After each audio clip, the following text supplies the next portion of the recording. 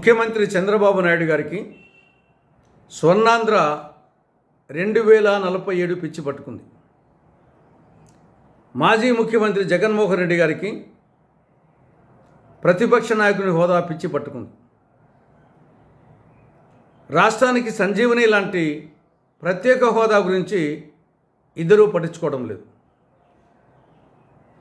ముఖ్యమంత్రి చంద్రబాబు నాయుడు గారు పదే పదే స్వర్ణాంధ్ర 2047 గురించి మాట్లాడుతున్నారు. ప్రజా తీర్పు 2029 వరకు, అంతవరకు మాట్లాడితే అర్థం ఉంటుంది.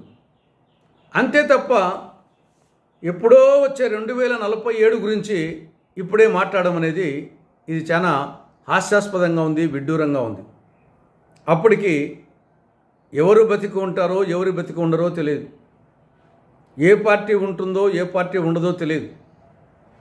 దాని గురించి 2047 స్వర్ణాంధ్ర గురించి మాట్లాడడం అనేది ఇది ఏమాత్రం సమంజసం కాదు.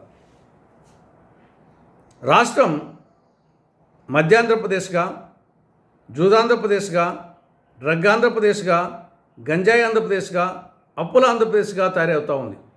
కాబట్టి ముందు దాని గురించి దాని మీద దృష్టి కేంద్రీకరిస్తే బాగుంటుందని కాంగ్రెస్ పార్టీ సూచిస్తూ ఉంది.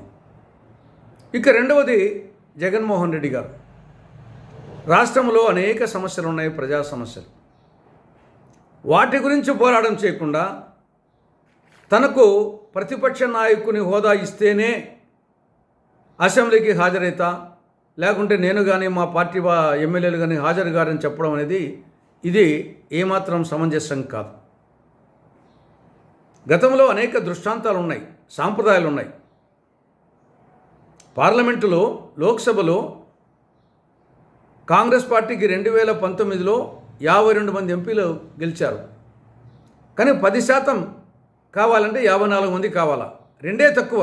అయినా కానీ ప్రతిపక్ష నాయకుని హోదా ఇవ్వలేదు. అదేవిధంగా అసెంబ్లీలో 1995 ఉమ్మడి ఆంధ్రప్రదేశ్లో 29 ఎమ్మెల్యేలు గెలవాల్సి ఉంటే 26 గెలిచేది కాంగ్రెస్ పార్టీ, 3 తక్కువ.